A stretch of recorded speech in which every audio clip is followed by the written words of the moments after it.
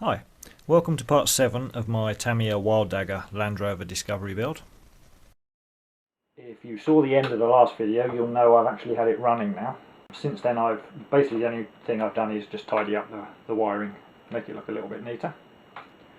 I had a quick run around the house and I was really pleased about how it came out, but I've noticed a few things that I'm going to have to change just to make a few improvements to it.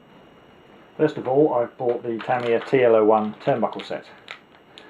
Now, that isn't going to make a huge improvement, but it's just I've had the steering links off so many times, I'm sick of taking them off, adjusting them, putting them back on again, taking them off, adjusting them, putting them back on again. So that means I can set them up roughly right to start with and then just make slight adjustments as I go along. So that's really just to save some time.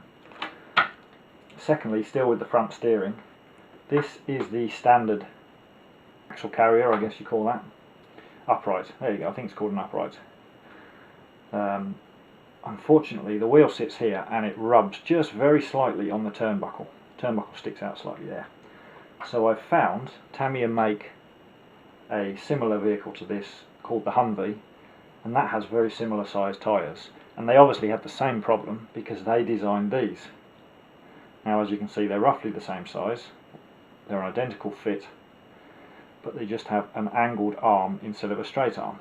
It's slightly shorter as well, hopefully that won't make too much of a difference.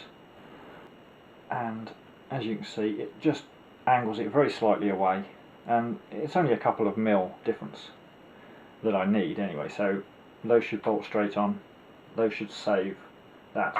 As it hits the turnbuckles are going up and down these shock shafts that I've fitted them with, which is good as the suspension and steering moves, but it's bad when it does it as the truck moves. So that should solve that. A minor problem. I've also decided to, unfortunately, get rid of the alloy servo saver. Servo arm, I beg your pardon. I really like that. It looks fantastic. Unfortunately, the only ones I could find mount side by side, sorry, in line. And I wanted some like the originals that mount side by side. So I'm going to go back to an original Tamiya one, and all I've done is, I've used yellow one so you can see, I've just put a couple of tie wraps round, so it's going to operate more like a servo arm than a servo saver. It should stop the spring from expanding. It will do very slightly, but that's not a bad thing. Next, the shocks are really soft now, which is absolutely fantastic, but you can see almost the entire travel is taken up, especially at the front. Look, it just sits on the ground almost at the front, and on the back it's about halfway. So I'm going to be experimenting with a few shock spacers, probably large sets at the front, smaller ones at the back, just to lift it very slightly, just so the suspension works that little bit better and it's not dragging on the ground, because obviously if it sits up a little bit higher it will get over obstacles a little bit more easily. Now originally I was going to use the original front and rear bumpers, skid plates. I thought they would probably be quite useful, but actually because the truck sits so low now, they're just hitting things, and because they stick out at the front of the truck quite a distance, the tyres aren't being able to hit anything first, it's just jamming on that. So I've completely removed them from the front, and you can see now the first thing that hits anything is going to be the tyres. Now I'm also removing this bar because that's how they currently fit, and I'm going to replace it at both ends with a couple of these screw pins. So I'm not going to bother showing you me doing all that, but when you come back all that should be finished. So it's all back together now. Now to start with, I've removed the original fixings and I've replaced them with two screw pins, front and back. Looks a lot smarter now, and the tyres are now the first thing that anything hits as you're trying to get over obstacles. I did end up using the large shock spacers in the front and the medium ones in the back. That sits just about right now.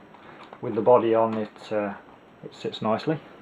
Now I've changed the uprights and the steering links to the TL01 turnbuckles, so if I get one of the wheels off I can show you that a lot better.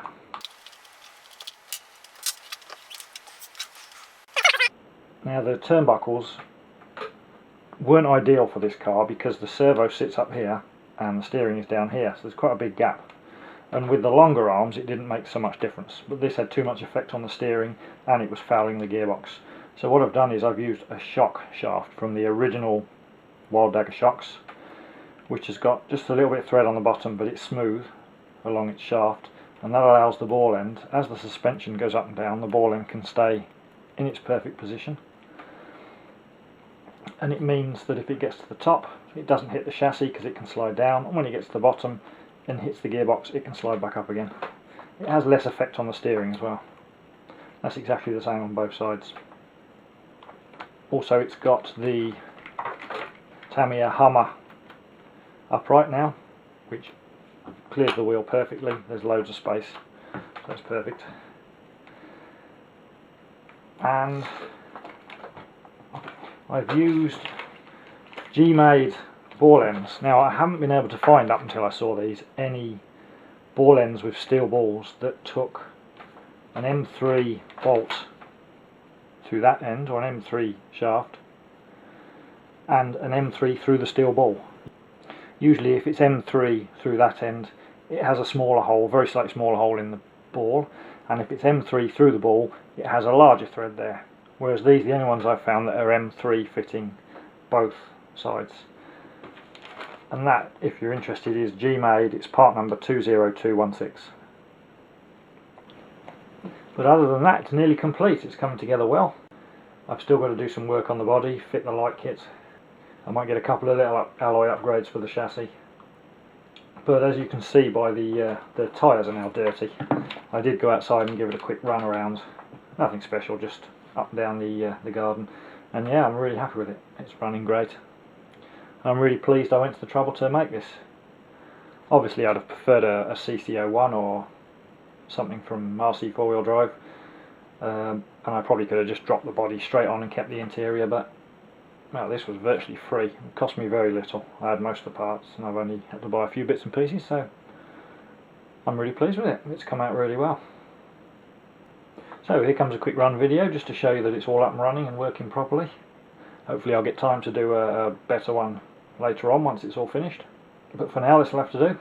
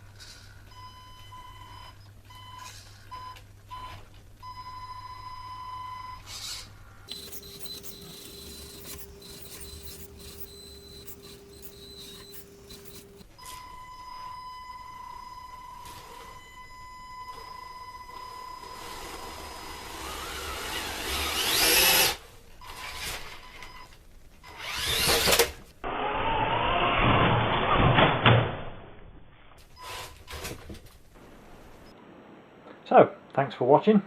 Feel free to rate, comment or subscribe, and I'll see you next time.